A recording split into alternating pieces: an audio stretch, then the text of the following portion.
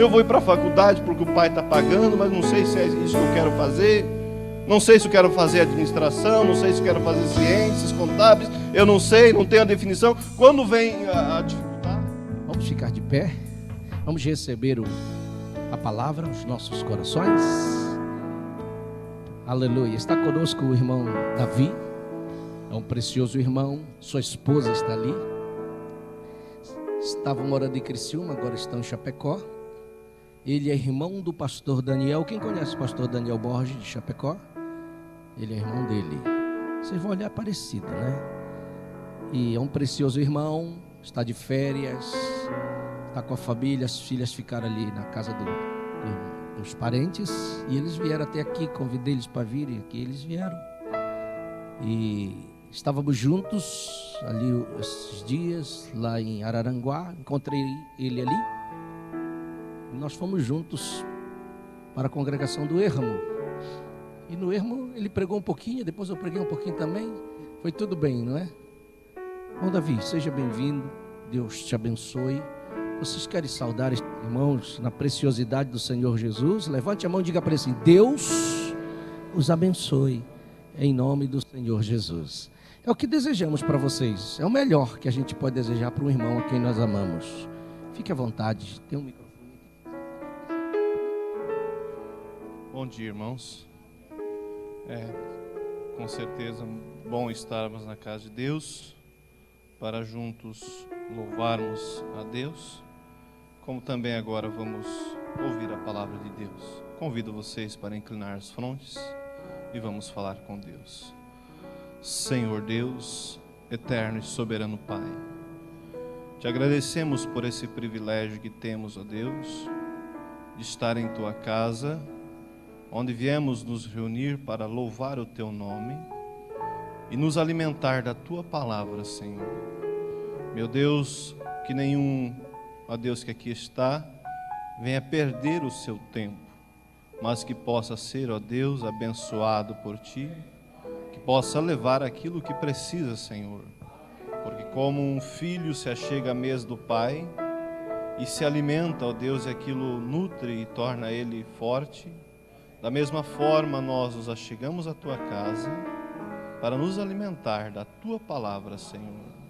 Pedimos a Tua bênção, Senhor, sobre a palavra que estaremos lendo e nos entregamos em Tuas mãos para ouvir a Tua palavra.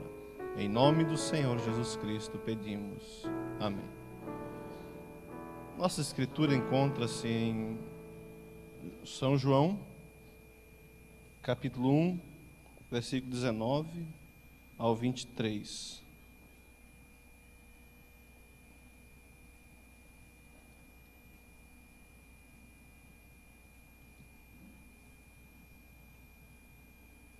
São João, capítulo 1, versículo 19 ao 23, a Bíblia diz assim: E o testemunho de João, este é o testemunho de João, quando os judeus mandaram de Jerusalém sacerdotes e levitas para que lhe perguntassem: Quem és tu? E confessou e não negou. Confessou: Eu não sou o Cristo. E perguntaram-lhe: Então, que? És tu Elias? E disse: Não sou. És tu profeta? Respondeu: Não. E disseram-lhe, pois: Quem és, para que demos resposta àqueles que nos enviaram? Que dizes de ti mesmo? Disse: Eu sou a voz do que clama no deserto, endireitai o caminho do Senhor, como disse o profeta Isaías. Oramos uma vez mais. Senhor nosso Deus, temos lido a Tua palavra, Senhor. Pedimos que o Senhor agora nos unja, meu Deus, para que possamos tirar daqui uma lição, para que possa, ó Deus, Teu povo levar algo para ajudar nessa caminhada, Pai. Pois pedimos isso no nome do Senhor Jesus Cristo. Podeis assentar, irmãos? Eu darei um título à nossa meditação nessa manhã, que seria um título bem pequeno: Definição de fé. Nós vemos na escritura em que lemos quando enviaram aqueles homens para interrogar João Batista, quem ele era, e ele já foi logo dizendo: eu não sou o Cristo, eu não sou Elias, mas eu sou a voz do que clama no deserto, endireitai o caminho do Senhor, como disse o profeta Isaías. Veja, João Batista, ele tinha uma fé definida e ele sabia onde ele se encontrava dentro das Escrituras. Por isso Jesus, quando deu testemunho dele, disse: o que vocês foram ver no deserto? Uma vara agitada pelo vento? Um homem vestido em bonitas vestes? Um profeta? Disse Jesus: digo que vocês foram ver mais do que um profeta. Ali estava um homem centrado nas Escrituras e ele sabia onde ele estava parado. Ele não estava preocupado com o que pensavam dele, nem o que diziam dele, mas ele tinha uma definição: quem era ele? Qual era o ministério que havia sido confiado a ele? Qual era o objetivo que Deus tinha enviado ele à terra? Então, quando o homem, quando a mulher, ele tem uma fé dessa estrutura, dessa qualidade, os ventos, os problemas, as dificuldades não podem mover ele. Mas quando ele não tem algo definido, ele não sabe o que crê, ele não sabe quem ele é, entende?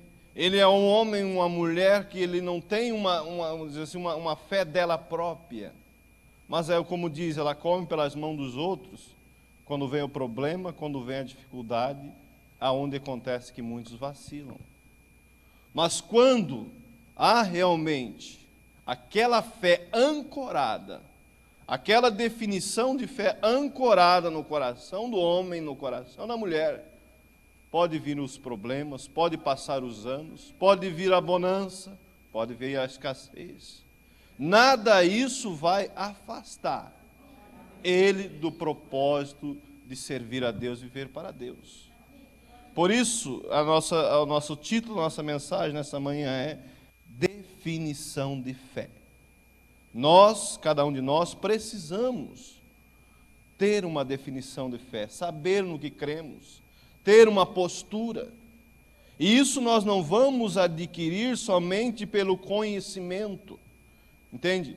Por ler somente, mas nós vamos adquirir isso a partir do momento que Deus colocar em meu e em teu coração essa definição, essa firmeza. Porque se nós formos olhar para a vida de João Batista, ele foi para o deserto muito cedo. Muito cedo ele ficou órfão dos pais e sua mãe, e logo ele foi para o deserto e lá ficou. Ele não teve, vamos dizer assim, um professor como nós tivemos. Podemos dizer que ele não teve também um pastor como nós tivemos, como nós temos. Porém, ele teve um encontro com Deus realmente lá no deserto. Ele foi treinado por Deus ao deserto para vir e introduzir o Messias. Não havia dúvida naquele homem. Quanto mais nós, que somos rodeados por uma mensagem tão grande, quanto mais nós que somos instruídos por cultos após cultos, que isso Deus tem nos enviado para quê? Para formar em nós, em mim e você, uma definição, uma postura, entende? Uma vida própria, para que quando formos apresentados ao problema, quando formos apresentados, vamos dizer assim, as ofertas, nós possamos então ali ter uma definição.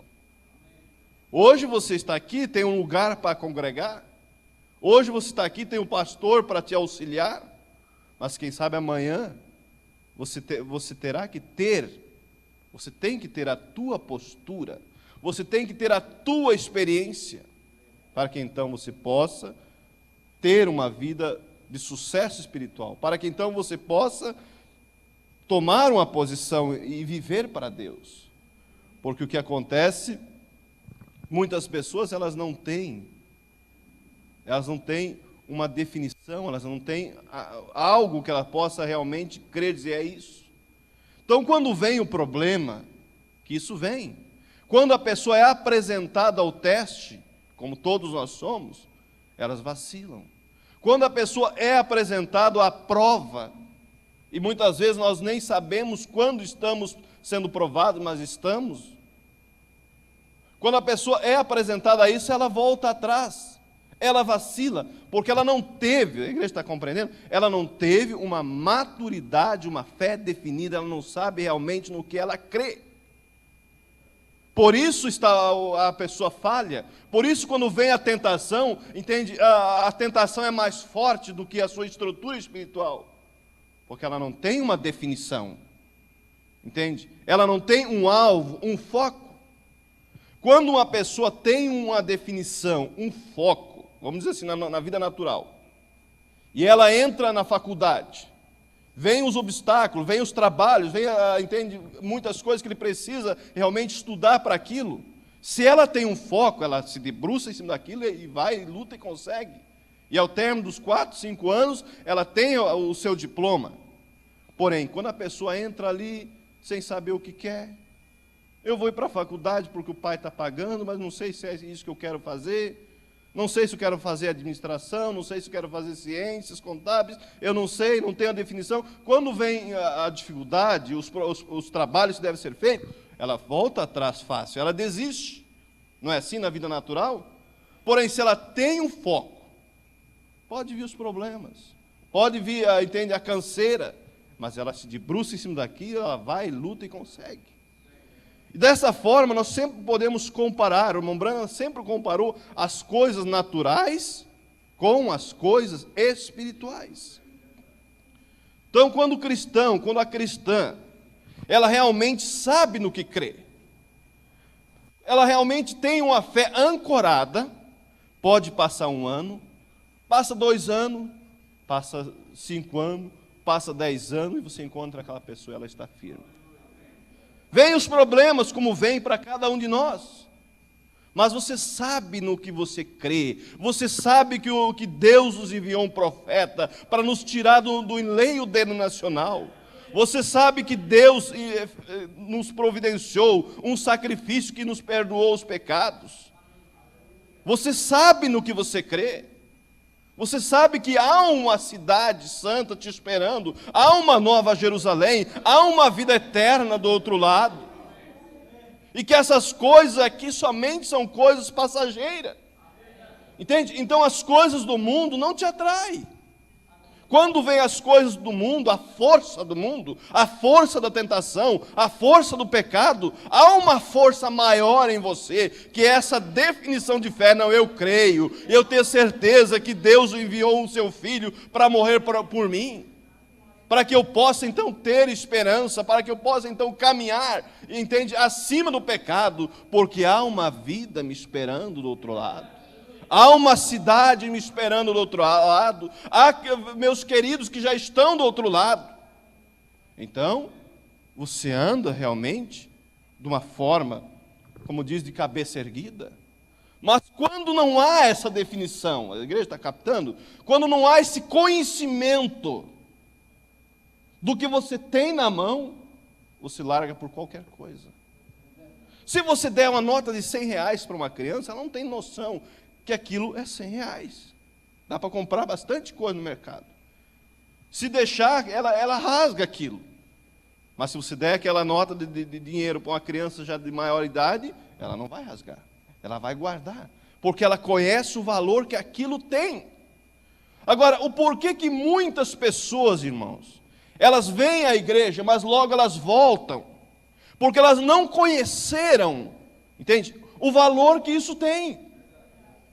Que isso significa ruas de ouro, que isso significa vida eterna, que isso significa viver uma vida de vitória em vitória, embora tendo problemas, mas vivemos em vitória em vitória. Eles não têm esse conhecimento, eles não têm essa definição. Por isso, quando o problema vem, eles voltam.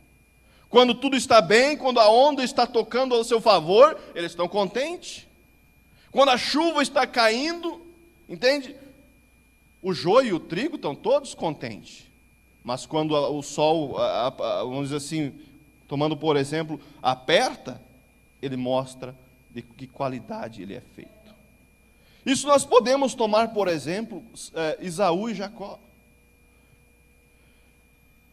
Esaú, ele tinha por nascimento o direito da primogenitura. E não é porque nós temos o direito que nós já temos aquilo, nós temos o direito. Eu e você temos o direito da vida eterna. Temos recebido a roupagem que veste a noiva para o rapto. É um direito. Mas o que nós vamos fazer com isso? Valorizar ou não valorizar? Se nós valorizarmos isso, isso nos colocará ali. Porém, se nós não valorizarmos isso, isso nos condenará um dia. Por isso disse Jesus para aquele povo: não fiquem dizendo que vocês somos filhos de Abraão. Não fiquem, em outras palavras, se conformando com isso, porque Deus pode suscitar filhos de Abraão dessas pedras. E Esaú, ele tinha por nascimento o direito da primogenitura, o direito das bênçãos, o direito de herdar a herança do seu pai. Através da sua linhagem viria o Cristo, e assim por diante, como veio através da linhagem de Jacó, o Cristo. Era um privilégio que ele tinha de ter a bênção de Deus, de ter o favor de Deus, de ter a companhia de Deus. Mas por não ter uma fé definida, por não ter um conhecimento do que aquilo realmente significava, ele vendeu por um prato de lentilha. Quando ele chegou, vocês conhecem a história, quando ele chegou em casa com fome, entende? E Jacó com aquele prato de lentilha ali, aquele guisado, cheiroso, que aquilo realmente aguçava muito mais a fome, e ele disse: me dá esse prato de lentilha. Mas no coração de Jacó havia um desejo. E Deus sempre, ele atenderá um desejo sincero. Deus sempre honrará um desejo sincero e puro dos seus filhos e suas filhas. No coração de Jacó havia um gemido: eu gostaria de ser o primogênito, eu gostaria de ter o direito das bênçãos, eu gostaria de ter esse direito, mas eu não consegui. Eu não fui o primeiro, então eu não tenho. Havia um gemido e Deus olhava para aquele gemido. Por isso, como diz as Escrituras, Jesus disse, a Bíblia diz que o homem vê o exterior, Deus dizendo para Samuel, mas Deus vê o que está no coração. O homem vê a aparência, mas Deus vê o que está no coração. Então, quando Esaú chegou, disse para Jacó: me dá essa comida, me dá um pouco dessa lentilha, porque eu estou morrendo de fome. Ele disse: não, dá de mão beijada eu não dou. Eu penso que nessa hora, Esaú pensou: ele vai pedir um dos meus animais, em troca de um prato de comida, mas eu dou, estou com fome. Ele vai pedir algo que tenha valor monetário.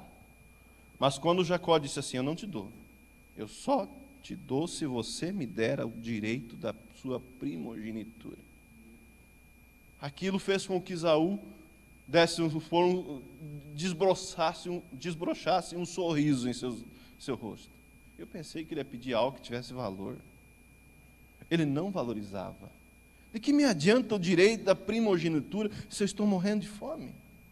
Eu já falei em outras pregações, mas você não podia fazer uma comida se está morrendo de fome. Podia, mas ele não valorizava. Ele não valorizava aquele direito das bênçãos. O direito da primogenitura, vocês sabem, era o direito das bênçãos. Ele herdaria as bênçãos do seu pai. Como disse, através da sua linhagem viria o Messias, que resgataria o povo do Antigo Testamento e o povo do Novo Testamento, mas ele não valorizou isso. E vendeu por um prato de lentilha. Vendeu, como muitos. Vamos comparar com nós, porque nós não estamos aqui somente para contar uma história, para ver como foi, mas vamos comparar com nossos dias. E quantas pessoas têm vendido o direito da primogenitura? E o que é o direito da primogenitura hoje? É o direito de ter o Espírito Santo por prazeres mundanos, por pecado. Vai brincando com as coisas, vai vendendo, e chegará o dia que você não terá mais aquilo, porque a Bíblia diz, que São João, creio que diz, que Deus dá o Espírito Santo àqueles que lhe obedecem. Deus dá o direito da primogenitura àqueles que lhe obedecem, mas há pessoas que não valorizam, que vão brincando, entende? Passa um mês, passa 2 meses e ele segue brincando. E a Bíblia diz que depois disso, Esaú buscou com lágrimas, mas ele não alcançou mais. O direito, a bênção já estava com Jacó. O que ele poderia fazer mais? Ele não valorizou. Por quê? Por que ele não valorizou? Porque ele não conhecia o que ele tinha em suas mãos. Porque ele não tinha uma definição da importância daquilo. Mas quando, irmãos, vocês estão captando, né? Quando a pessoa tem uma definição, ou seja, da linguagem mais prática, um conhecimento, conhece o que aquilo significa, ele não troca por nada. Ele luta por aquilo, ele esforça por aquilo, ele sua por aquilo, ele luta para vencer aquela natureza que puxa para o pecado, porque nós sabemos que em nós há 2 naturezas, uma que puxa para o pecado e uma que puxa para Deus, mas ele luta para manter aquela natureza do pecado debaixo dos seus pés. E passa um dia, passa 2 dias, passa um mês, passa 2 meses, ele segue lutando, ele segue batalhando, e ele segue pisando sobre a cabeça de Satanás. E em contrapartida, ele vai crescendo espiritualmente, para chegar o momento que nós então entraremos naquele lugar perfeito. Aí está, igreja, a importância de você realmente conhecer quem você é. Conhecer o que Deus tem nos enviado, que mensagem Deus tem nos enviado. Então você luta e você não abre mão. Tomamos como, por exemplo, Moisés. A Bíblia diz em Hebreus 11, que Moisés, já grande, recusou ser chamado filho da filha de Faraó, escolhendo ser maltratado com o povo de Deus, do que por um pouco ter o prazer do pecado. Do que por um pouco ter o prazer do pecado e rejeitou os tesouros do Egito. Porque ele conhecia. E você segue lendo ali em Hebreus 11, diz: escolhendo antes o vitupério de Cristo, porque tinha em vista a recompensa. E você sabe, se for para o dicionário olhar o que significa, uma das traduções de vitupério quer dizer, escolhendo antes, a vergonha de Cristo, porque tinha em vista a recompensa. Pense você, nós olhando assim, eu sempre costumo dizer, nós lendo corridamente parece ser uma pequena coisa. Mas vamos realmente voltar um pouquinho, alguns milênios atrás, e como a gente diz, e calçar o sapato de Moisés. Estar, dentro, como eu disse também, dentro da calça de Moisés, sentir o que ele sentiu. Para ver se ali realmente não tinha um homem posicionado, um homem que realmente conhecia quem ele era, um homem realmente que conhecia quem era o povo hebreu, o povo escolhido de Deus. E hoje quem é o povo escolhido de Deus? É aqueles que creem na mensagem, aqueles que tomam Deus em sua palavra. Entende? Ele sabia realmente quem ele era, ele sabia realmente o que ele queria. Ele foi criado, como diz a Bíblia, como filho da filha de Faraó. Ele seria o próximo, poderia ser o próximo Faraó, herdeiro do trono daquela potência. Ele podia. Foi um homem treinado no serviço militar, um homem instruído na ciência daquele dia. Mas quando chegou a hora, a encruzilhada, de decidir o que você quer, Moisés? Você quer os prazeres do Egito? Você quer a mais bonita carruagem que você pode ter?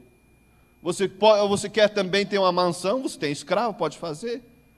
Você pode ter o prazer natural, qualquer prazer natural que possa ser, que possa ter naquele tempo. Ele podia. Ele podia casar com quem ele quisesse, escolher quem ele quisesse. Ele podia, como disse, ter a carruagem que quisesse. Ele podia ter o servo que ele quisesse. Ele podia ter os melhores vinhos que existiam no tempo. Ou seja, a regalia que ele quisesse, o prazer que ele quisesse, entende? Mas ele preferiu o vitupério de Cristo do que por um pouco de tempo ter o prazer do pecado. A Bíblia diz, porque tinha em vista a recompensa. Então, às vezes, nós pensamos que somos, como diz assim, provados, testados. Mas quando nós olhamos, igreja, quando você olha o testemunho desses homens, grandes homens, nós vemos quão pequeno fica o nosso. Ali estava Moisés, mas ele preferiu, não, eu vou preferir ser maltratado com o povo de Deus. Eu vou preferir ser contado com eles, porque ele tinha em vista a recompensa. Ele sabia que um dia aquele povo sairia ali do Egito. Ele sabia que aquele povo tinha um Deus verdadeiro, um Deus que dava vida, um Deus que deu a vida e que dava tudo aquilo que nós precisamos. Ele sabia que o Deus dele não era como o Deus dos egípcios, um Deus morto, que não falava, que não ouvia, mas ele conhecia. E ali ele preferiu isso. E isso deu perda para ele naturalmente. Isso fez com que ele perdesse o seu posto. Isso fez com que ele saísse fugitivo do Egito. Isso fez com que ele ficasse 40 anos lá trabalhando para o seu sogro, Jetro. Mas isso deu a ele o quê? A vida eterna. Se ele tivesse preferido, entende, as coisas do Egito, quem sabe o nome dele talvez estivesse em algum livro lá do Egito. O máximo que poderia isso acontecer. Mas como ele sabia o que queria, como ele teve uma definição, o nome dele está aqui nas Escrituras. Muitos anos depois ele aparece vivo com Elias no Monte da Transfiguração, com Moisés, com Elias para Jesus, com os discípulos. Por quê? Porque ele tinha realmente um foco, uma definição. E é isso, igreja, o que nós precisamos é ter isso, é saber no que cremos, para que quando venham os problemas, as lutas, você tenha uma fé ancorada, você não vacile. Porque, como disse antes, muitos estavam sendo provados e não sabiam. E muitas vezes nós somos provados e não sabemos. Como Jó, ele foi um homem próspero, nós sabemos. Ele foi um homem que foi abençoado por Deus. Mas chegou o momento que ele foi provado por Deus. Quem sabe ele nem sabia, mas ali estava ele sendo provado. Mas como ele tinha uma definição, como ele sabia quem ele era, ele não fracassou. Mesmo perdendo tudo que ele tinha, mesmo perdendo a sua saúde, ele sabia que Deus ainda continuava sendo seu Deus. Porém, quando ele estava no fim da sua prova, ele pôde levantar os seus olhos, com aquele olhar de profeta, e ver a ressurreição, e dizer, eu sei que o meu Redentor vive, e que por fim se levantará sobre a terra. Embora ainda que os vermes consumam a minha carne, ainda em meus olhos eu verei a Deus. Nada abalou ele, nada fez com que ele parasse. Porque ele conhecia o seu Deus. Como nós podemos tomar como exemplo os 3 jovens hebreus, muito conhecido nosso. Poderíamos tomar como exemplo Daniel ali na Babilônia. José do Egito. Homens que realmente tinham uma intimidade com Deus. Homens que realmente tinham um conhecimento, conheciam o seu Deus. Quando os 3 jovens hebreus ali na Babilônia, chegou o momento da prova, e o rei levantou uma estátua. E como a gente sempre ouve, somos ensinados que o diabo ele é estrategista. Tem pessoas que pensam assim, eu tenho experiência, eu sou uma pessoa experiente. Se você tem experiência, o diabo é muito mais experiente. Ele tem experiência de milênios. Então nós temos que ter essa consciência. Você e eu, nós não venceremos o inimigo pela nossa experiência, pela nossa esperteza, mas nós vamos vencer o inimigo pela graça do Senhor Jesus Cristo, pela sua misericórdia, Deus estando em você, você vence. Por que Moisés venceu? Porque Deus estava em Moisés. Entende? A diferença entre Moisés e o povo do Egito era Deus. Deus estava em Moisés, por isso ele venceu. Deus estava em Jacó, por isso ele teve uma decisão correta. Por isso esse deva ser o desejo e a ambição de cada um de nós, ter Deus em nossa vida. Por isso, para isso nós precisamos então o quê? Ter uma fé correta, uma fé em algo correto, uma fé definida. O porquê do grande problema, ou seja, do grande perigo de uma doutrina errada. Nós somos ensinados do grande perigo, por isso que com isso nós não devemos nunca brincar. Se existe um perigo, irmãos, mais perigoso do que o nudismo, vamos dizer assim, que o pecado abertamente falando, é o perigo de uma doutrina errada. Isso é um perigo. Por isso a Bíblia diz, Jesus disse, você não deva temer o que mata o corpo, mas você deva temer o que mata a alma. Porque o revólver, a faca, ele mata o corpo, mas ele não pode matar a tua alma. Agora, a doutrina errada, a fé errada, ela mata a tua alma. Aí está, mata a tua alma. Porque a pessoa que, veja bem, a pessoa que vai no bar e enche a cara, ele sabe que está errado. A pessoa que sai e comete coisas erradas aí na rua, ele sabe que está errado. Não, entende? Ele é um incrédulo. Mas a pessoa que ela é atacada por um espírito errado, ela faz aquilo pensando que está certo. Aí está o problema. Ele faz aquilo pensando que está certo. Por quê? A fé dele não está correta nas Escrituras. A definição de fé dele não está correta, não está virada para o foco, mas a fé dele virou para cá. Entende? E como que você sabe que para ir, vamos supor, para Florianópolis, tem que pegar para cá, creio que é. Não conheço muito aqui, mas digamos, seria para cá, para a minha esquerda. Então, se você sabe o que tem uma definição para onde que é Florianópolis, você vai pegar para cá e vai tranquilo, daqui a pouco chegar lá. Mas se você não sabe, você pensa que é para cá. E você vai, sinceramente, errado, mas você não vai chegar nunca em Florianópolis. Por isso, aí está o perigo da pessoa não ter uma fé definida. Porque o diabo, ele é estrategista, ele tem experiência. Então, voltando aqui. Então, a pessoa pensa, eu tenho experiência. Entende? Eu já tenho 20, 30 anos de fé, irmão. Se não for Deus te segurar,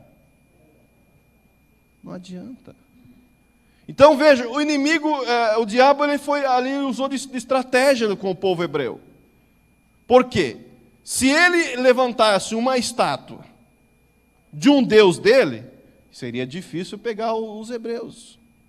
E você sabe quem foi aquela estátua, de quem foi aquela estátua que ele levantou? Do próprio profeta deles, Daniel. Se levantasse uma estátua do deus Dagon, os israelitas já iam ficar tudo apavorados. Mas veja aqui, fiz uma estátua do profeta hebreu. Entende? Aí, irmãos, realmente manteve de pé aqueles que tinham uma fé genuína dada pelo próprio Deus. Quem tinha uma fé meio balançada, balançou. Entende? Aqueles tinham não tinham eles balançaram, como já ouvimos, talvez você já até ouviu. Quem sabe muitos deles dobrou o joelho, se prostrou e disse assim, eu não vou me prostrar para a estátua. Deus sabe meu coração, que eu vou me dobrar aqui e vou fazer uma oração para o verdadeiro Deus. Mas se dobrou. Quando o rei levantou aquela estátua, como nós dissemos, que era a estátua do próprio Daniel, Disse: todos que, após o toque da música, da buzina, da gaita e fole, todos devam se dobrar. Aqueles que não se dobrar, serão jogados na fornalha.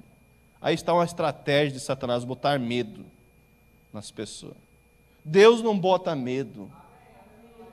Deus, ele fala com a sua voz mansa e suave aos nossos corações. Deus não vem botando medo, porque se Ele precisasse fazer com que nós servisse a Ele por medo, Ele faria nós todos robôs.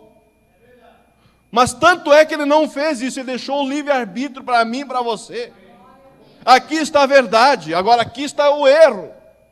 Como para o próprio Caim, ele deixou a oportunidade, disse assim, ó, se você quiser o bem, porventura não haverá aceitação para você, faça o bem que haverá aceitação, porém se você não quiser, aí está o erro, aí está o pecado e você vai dominar sobre ele. Então ele levantou aquela estátua e todo aquele que não se dobrar será lançado na fornalha. Então, quando a gaita tocou, eu posso imaginar que Sadraque, Mesaque e Abednego ficaram olhando, esperando que havia muitos, porque havia muitos israelitas ali. Havia mais companheiro, mas não. Todos os joelhos se dobraram. Com medo do rei, com medo do braço do rei. Mas havia alguém, havia ali 3, diante daquela congregação, que sabiam em quem criam, que tinham uma fé definida, que não se dobrava, podemos dizer, para as modas hoje, que não se dobrava para a mentira, que não se dobrava para o pecado, que não se dobrava para a imoralidade, que não se dobrava para as coisas de Satanás, mas se mantinha com o foco direcionado a Deus. Eu sei em quem tenho crido, eu sou um cristão, eu não sou como as demais pessoas. Quando hoje nós vivimos o mundo em nudismo, praias imundas totalmente por aí, mas Deus ainda tem seus filhos, que se mantém puro, que se mantém limpo, que sabe quem são, que preferem antes o vitupério de Cristo, ou seja, a vergonha de Cristo do que a popularidade. Prefere antes ser chamado de quadrado, prefere antes, entende, ser como uma pessoa antiquada, mas um cristão. Ali onde que o mundo tem os seus divertimentos, tem as suas, fugiu agora a palavra, mas tem as suas liberdades, é isso que quer dizer. Quando eles têm as suas liberdades, nós temos a nossa liberdade. E a nossa liberdade é viver para Deus. E a liberdade deles é viver para o diabo, viver para a morte. E ali estavam eles. Porém, quando tocou a música, eles se mantiveram firmes. Eu penso que eles nem sentiam o chão onde pisavam, porque eles eram humanos, mas havia uma força divina neles. E eles se mantiveram de pé. E quando o rei chamou eles, eu posso imaginar que o rei chegou e disse assim: logo vocês. Eu podia esperar que qualquer um desses aqui não se dobrasse, mas vocês, entende? Pessoas do meu apreço, pessoas que eu tenho respeito, que eu coloquei num bom cargo aqui no meu palácio.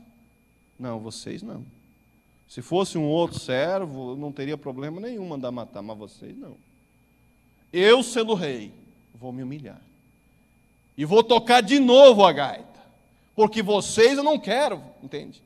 Mas eu disse: não, rei. Saiba que o Deus a que nós servimos pode nos livrar da tua mão. Ele pode. Mas também há uma coisa: se Ele não nos livrar, nós não vamos nos dobrar de qualquer forma. Pode nos queimar. Aí está a postura, uma fé definida, que sabe o que crê. Quando vem o problema, quando vem a enfermidade, quando vem a dificuldade, você como um cristão sabe e diz em sua fé: meu Deus pode me tirar disso, meu Deus pode me curar, meu Deus pode me livrar dessa afronta, porém se Ele não me livrar, eu sigo sendo um cristão. Deus pode fazer que eu não afunde, mas se Ele permitir que eu afunde, eu vou afundar, mas como cristão. Aí está uma fé definida, aí está alguém que sabe em que crê. Nada faz um cristão parar, mas quando não existe uma fé definida, quando não conhece o que tem na mão, vem o problema, a pessoa se dobra. Vem a dificuldade, eu já não vou mais na igreja por isso, por causa do irmão, mas quem morreu por você foi o irmão ou foi Jesus? Eu não vou mais na igreja porque o pastor fez isso, mas para aí. Você está indo na igreja por causa do pastor ou por causa de Cristo? Quem morreu por você, que derramou sangue no Calvário, foi Cristo, que não tem nada a ver com o teu problema. O que Ele pode te fazer é somente te ajudar. Mas quando, a igreja está captando, quando há uma definição de fé, que você sabe o que crê, irmãos, passa ano, o cabelo começa a branquear, e vai branqueando e até ficar totalmente branco, mas você segue andando nesse caminho. Não importa o problema, não importa a dificuldade, há uma fé ancorada que te impulsiona a ir à frente.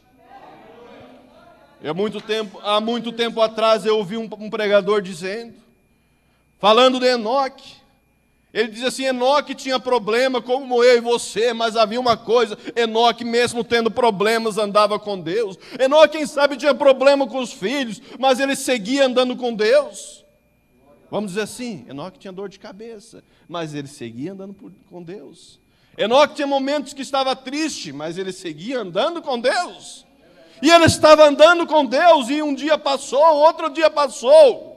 E chegou um dia que ele deu um passo nessa vida, e o próximo passo foi do outro lado. Deus disse para ele, Enoque, você tem andado tão pertinho de mim, Enoque, vem para cá.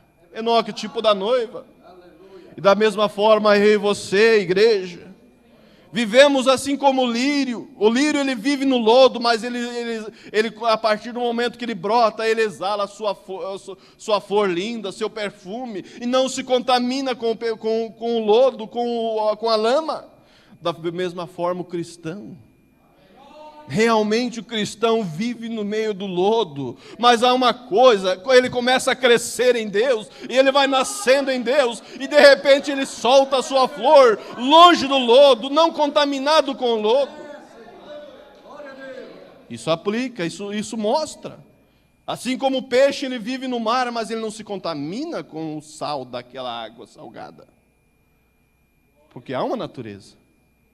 Há uma natureza. Agora mate o peixinho e bota ele no sal para ver se ele não pega puro sal. O cristão, há uma natureza nele que faz com que ele ande nesse mundo, irmãos, que é um lodo realmente. Ele anda nesse mundo, mas ele não se contamina. E quando porventura pega uma manchinha, ele corre no sangue de Jesus Cristo e aquele cloro já limpa ele.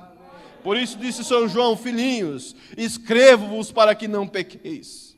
Mas se porventura pecardes, há um advogado que ele intercede, Jesus Cristo. Que ele intercede por nós.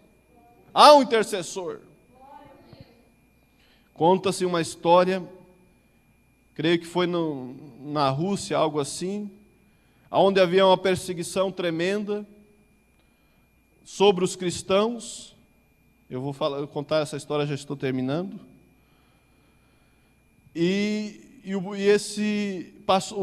Um pastor foi pego pelos comunistas, e ali eles começaram a torturá-lo, para que fizesse ele negar o evangelho. Mas ele se mantinha. Ele se mantinha firme, mesmo sendo judiado, surrado. Porém, como eles viram que, eu creio que era Alexandre o nome do guri, se não me falha a memória. Porém, como eles viram que o pai não negou, então eles intensificaram a pressão. Eles pegaram o seu filho, que se não me falha a memória era Alexandre. E então trouxeram o pequeno Alexandre diante do pai e começaram a espancar. E começaram a torturar. E o pai ali resistindo. E em um dado momento disse, meu filho, eu não aguento mais. Eu vou ter que dizer o que eles querem. Mas o filho, havia uma fé ali ancorada. E aquele filho mesmo abaixo de açoite disse, meu pai, não permita eu ter um pai por traidor. Se eu morrer, morrerei dizendo, Jesus é minha terra natal. E a história conta que então eles se enfureceram e bateram no rapaz até morrer. Mas havia ali realmente alguém que não só, vamos dizer, segurou a sua fé, mas ajudou o seu pai. Meu pai, não permita que eu tenha um pai por traidor. Se eu morrer, morrerei com as palavras em minha boca. Jesus é minha terra natal. São exemplos, igreja, que nós devemos olhar. E não somente olhar, mas dizer, Senhor, ponha realmente em mim uma fé robusta. Uma fé que não se dobra para o pecado. Uma fé não misturada, que não haja mistura, entende? Que venha a aceitar nada que não seja totalmente a tua palavra. Que não haja mistura em minha fé, que não haja desvio. E Deus, com certeza, ouvirá, entende? O desejo de um coração sincero. Amém? Que Deus abençoe. Vamos nos colocar de pé. Senhor nosso Deus, que possamos ter essa fé que uma vez foi dada aos santos, que passou, ó Deus, por milênios, passou, ó Deus, por as eras, e tem chegado o nosso tempo, Pai. Possamos deixar um bom testemunho por onde passarmos, e assim viver uma vida, ó Deus, que te agrade, para que então possamos, tão logo, nos encontrar contigo, e então comemorarmos, ó Deus, a comemoração da vitória, junto com tantos santos que já estão do outro lado, Pai. Que essa mensagem que falamos possa, ó Deus, nos acompanhar. Ó Deus, quando estamos aí na luta do dia a dia, possamos ter, ó Deus, esse companheiro tão presente, Pai. Em nome de Jesus Cristo, nos entregamos em Tuas mãos e entrego essa mensagem, Senhor. Que isso possa ajudar o Teu povo. Em nome de Jesus Cristo. Amém. Deus abençoe.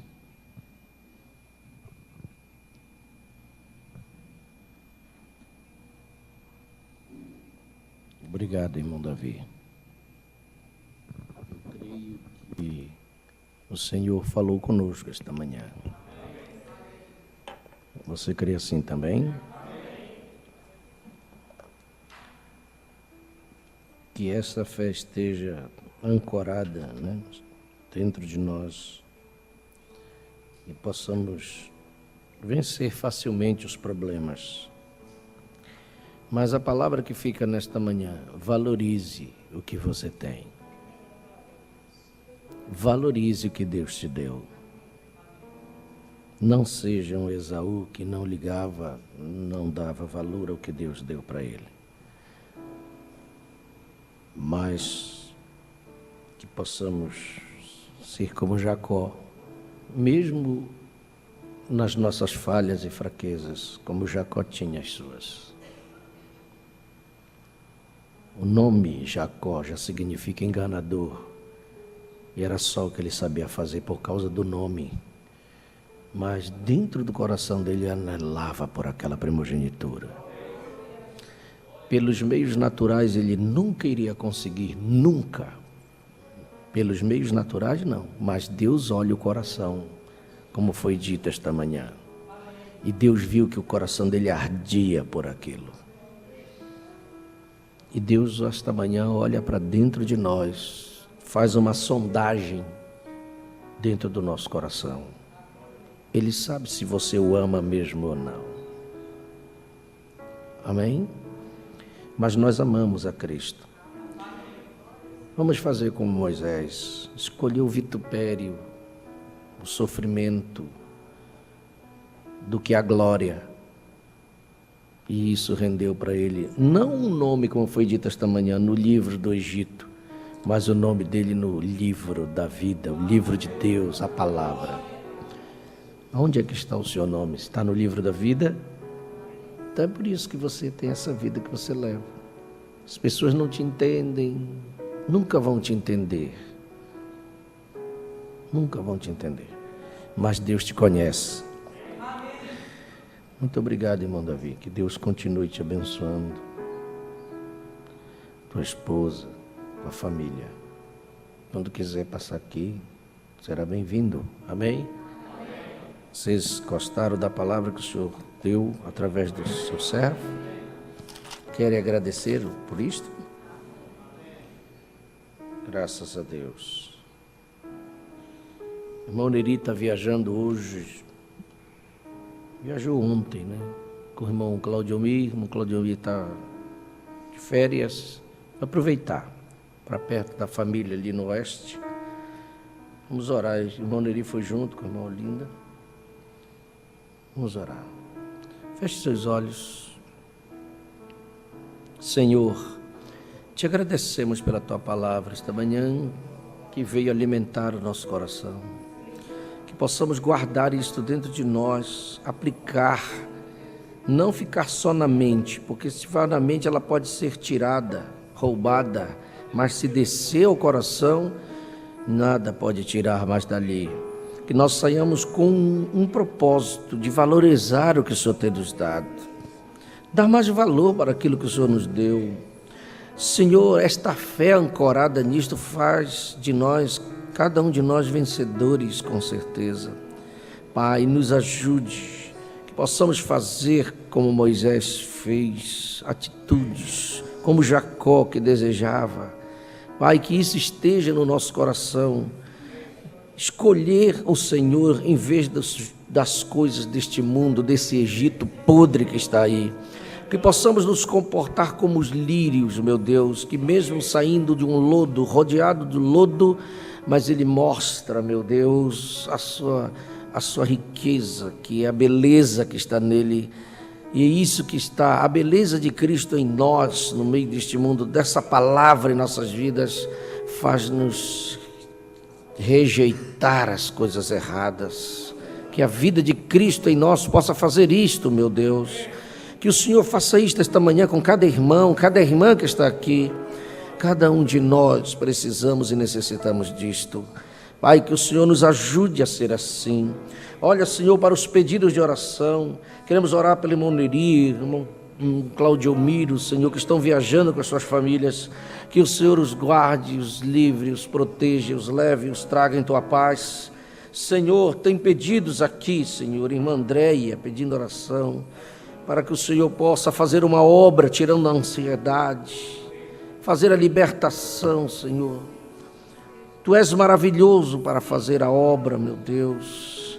O Senhor está vendo pessoas doentes, até com câncer. Pai, mas o Senhor é poderoso para estender sua mão de poder, porque ainda estás com o mesmo poder, o mesmo ontem e hoje eternamente. Aquele que pode responder às nossas orações. O que é um câncer diante do Senhor é nada. O diabo vem para enfermar, mas sobre a noiva do Senhor há uma comissão dada por Cristo para repreender o mal, as enfermidades. E nós oramos em nome de Jesus, pelo seu Elias, para que o Senhor possa livrá-lo, dar saúde para ele. Senhor, que o Senhor possa fazer esta obra completa em nossas vidas, meu Pai. Nós oramos pelo irmão Davi, sua família, que o Senhor seja com o nosso irmão, e o ajude, o abençoe, o guarde. Que o Senhor esteja com a sua esposa, suas filhas, meu Deus. Que o Senhor esteja com esta família, guardando, livrando, protegendo e dando vitória. Que o Senhor nos leve em paz para os nossos lares, nos guardando e nos livrando de todo mal. Entregamos nossa vida em tuas mãos, no nome precioso do Senhor Jesus Cristo. Quantos dizem amém? Graças a Deus, que o Senhor continue ao nosso lado, cumprimente o seu irmão, sua irmã, e logo mais, a partir das 17h30, estaremos aqui novamente para cultuar ao Senhor. Deus vos abençoe, em nome de Jesus.